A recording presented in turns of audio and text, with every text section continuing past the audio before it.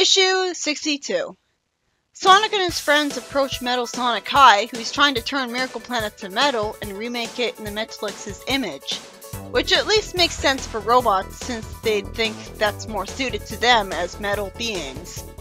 Metal Sonic High explains that they plan to return to Mobius with more of them, and then he gets suspicious because Metal Sonic starts repeating himself about capturing Sonic and his friends, who run away and Porker has a bomb to make the robot explode because I guess Amy's arrow had a bomb on the head. Sonic refers to the explosion as a beautiful sight, calling Porker old buddy, and reveals that Porker had been remote controlling the Metal Sonic, explaining why he walked over to Metal Sonic High with them. Porker says, "Aw, you guys did the hard part." Not really, that's humble. And there's a very sweet moment where Amy kisses him on the cheek, lampshading that he's too modest, and Porker smiles in appreciation at it. That's so sweet! Why can't they have more friendship moments like this to make them feel like friends and not just child soldiers against Eggman, who are only together for that one purpose? Archie Sonic's freedom fighters feel a lot more like an actual group of friends. While Sonic wants to simply yank the Alpha device out, Porker says that he's picking up massive energy readings on his device, and if the thing explodes, it'll take the whole planet with it. Then Porker says that the operating system is booby-trapped if he closes down the wrong programs. How does he know that? He didn't make the operating system, and yet he still hacks into it successfully, so that was very lucky. I was expecting a different solution that was less risky.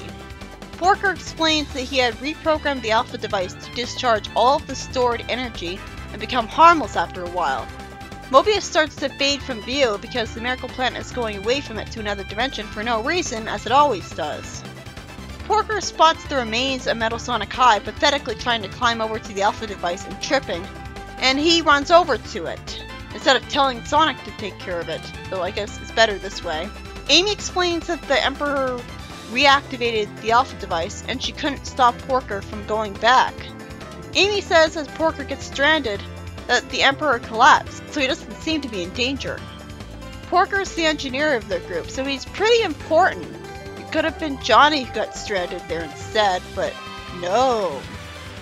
In the next story, Knuckles and the others are made prisoners by the goblins and led through tunnels, and they're brought to Trog, who looks absolutely nothing like he did last time, not even being the right color, so I can only assume that he got a transformation off screen. For some reason, he thinks the Enchanter Kings are pathetic and worthless despite having the word Enchanter in their names. Moraine calls him out on what he did to her brother, and Trog says he didn't need the moon at the zenith for transforming Errol. I guess it's because the Enchanter Kings have enchantment on them protecting them, so Trog needs to call forth the Dark One to cast a spell on them and have it work. Knuckles whispers to Tails that everyone's distracted looking at the Dark One, and he breaks the things imprisoning the Enchanter Kings, and one of them talks, which for some reason doesn't immediately get the attention of the villains and wreck their plan.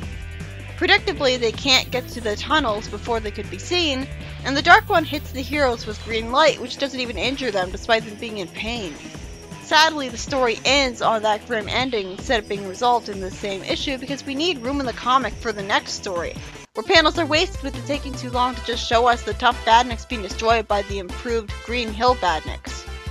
The story ends with Sonic attacking Badniks in Miracle Planet, and having a Miracle Planet with a base there feels really contradictory to how Miracle Planet is for the main story.